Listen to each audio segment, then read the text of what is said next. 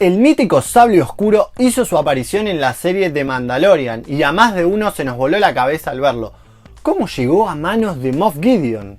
Esta espada es un fuerte símbolo del poder del clan mandaloriano y hace más temible a su portador.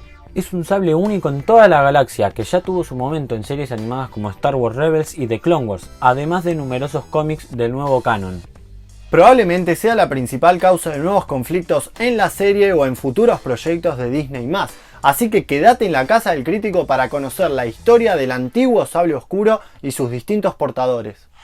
¿Qué onda? ¿Cómo andan nuestros críticos favoritos? Nosotros somos los hermanos Ramis y les damos una muy fuerte bienvenida a la Casa del Crítico, el espacio donde nos dedicamos a compartir toda nuestra pasión por el séptimo arte. Antes de empezar, no te olvides suscribirte y activar la campanita para no perderte nuestros futuros videos. El sable oscuro fue un antiguo sable de luz negro. Tenía una hoja única que era más corta que la mayoría de los sables de luz y con la forma de una espada tradicional. El sonido emitido por su hoja también era más agudo que el resto de los sables de luz.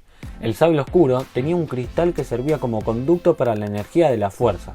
El sable oscuro también era capaz de parar las hojas de otros sables de luz, con estos acercando entre sí en un tirón casi magnético. Era respetado entre los mandalorianos como el símbolo de liderazgo de la casa Vizsla y más adelante la Guardia de la Muerte. De acuerdo con las costumbres mandalorianas, uno solo podía obtener el sable oscuro derrotando a su anterior propietario en combate. Si era poseído de alguna otra forma, su posesión se consideraba ilegítima. El sable oscuro fue creado por Tarre Vizsla, el primer mandaloriano admitido en la Orden Jedi. El arma se mantuvo en el Templo Jedi tras el fallecimiento de Vizsla, pero los miembros de la casa Vizsla robaron el sable de luz en un conflicto con los Jedi durante la caída de la antigua República. Este clan mandaloriano asaltó el templo Jedi y sus descendientes usaron el sable oscuro para matar a muchísimos Jedi y gobernar Mandalore durante numerosos años.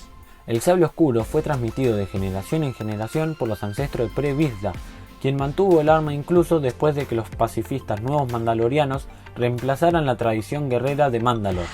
El sable oscuro estaba en posesión de Pre-Vizsla, el líder de la Guardia de la Muerte, y la casa Vizsla durante las guerras clon. Usó el sable oscuro durante sus conflictos con los nuevos mandalorianos, incluyendo la exitosa subyugación de Mandalore.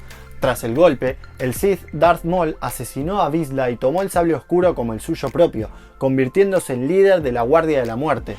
El antiguo maestro de Maul, Darth Sidious, pronto llegó a Mandalore para enfrentar a su viejo aprendiz, y Maul usó el sable oscuro contra él.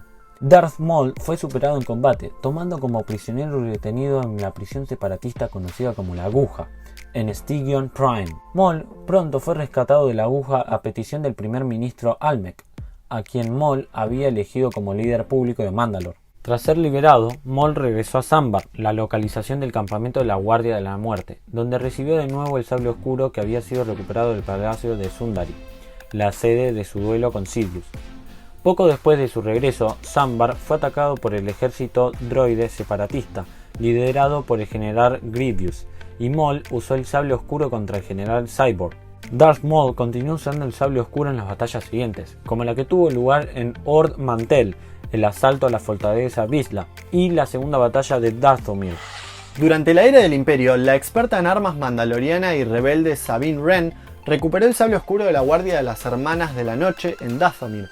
Presionada por la persecución de Fenrir y los espectros, Sabine aceptó entrenar con el sable oscuro bajo la guía del caballero Jedi Kanan Jarrus.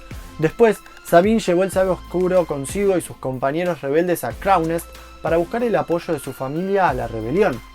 Sabine se convirtió en la legítima portadora del sable oscuro tras derrotar al virrey Gar Saxon en un duelo.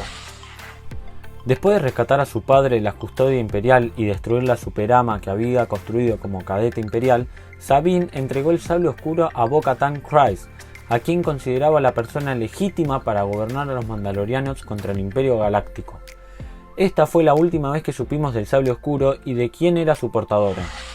Años después de la caída del Imperio, al ver la serie de Mandalorian, nos enteramos que el sable oscuro estaba en posesión del Moff Gideon, un ex agente de la Agencia de Seguridad Imperial, quien dirigía su propio resto imperial.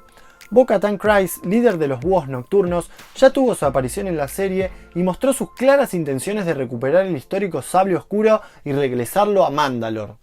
Comenten qué les pareció este tipo de videos nuevos así sobre las historias de Star Wars, trasfondos de personajes no tan conocidos como por ejemplo, no sé, el Sable Negro, el Gran Almirante Thrawn, Ahsoka Tano, Boba Fett y un millón más. Porque teníamos pensado sacar una nueva sección hablando de este tipo de personajes que no están tan presentes en las películas.